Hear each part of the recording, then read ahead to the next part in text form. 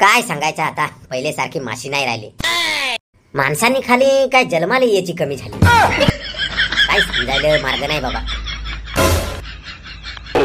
काय रे शांता, आलास? आलो. इथं काय बुंदीचे लाडू खायला आला आहेस हात हलवत? माणूस माशी पकडायला आला तर काहीतरी घेऊन यायचा ना. अरे राम, आणणार होतो पण तू मन आणेल आहेस तर मग कशाला? हा आणेल आहे मी. आयतेवरचा भज्याचा आहेस तर काय? चल हे इथं माझ्या मागून दगडावर बस. माशी मी उडवली ना काय तू कॅच घ्यायची.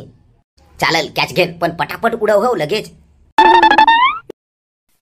काय सांगू शांता यार, एक पण मासा लागायला तयार नाही तर काय.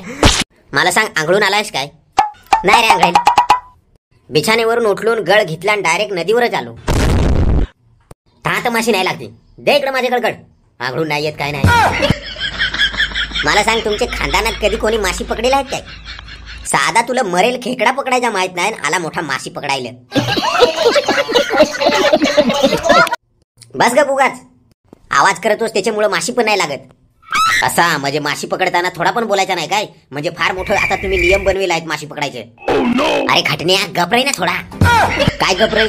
आता परत मी रदू तुझ्या जागेवर तर 2-1 मासे उडव तू पण. अरे गधड्या, माशी पकडायचे पण काही नियम आहेत, अटी आहेत. ना ते मासे पकडता येतील आपल्याला. तरी मी विचार करतो, काय तुझे बाबासनी आपल्या गावात माशी पकडून पकडून बंगला कसा काय बांधला?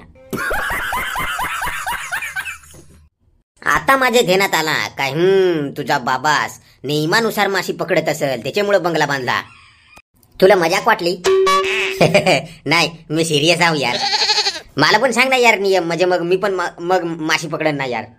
ऐकतं मग गधड्या, पहिला आणि महत्वाचा नियम म्हणजे माशी पकडताना कधीही आयटमचा विचार करायचा नाही. असा काय? कशा रे? कारण पोरींचा विचार जर करत राहशील तर अख्खा दिवस गळ धरून राहशील तरी एक पण मासा लागणार नाही. असं काय? हा, आतापर्यंत एक तरी तू पोरीला पाहिलाय काय माशी पकडताना कुठं? तुला माहित नाही, पोरींची माशाची मोठी दुश्मनी आहे. तर ते दिवशी मी माझ्या आयटमला मासा खायला देत होतो तर तिने खाला नाही. तू समझा? नहीं, तू समझा नहीं.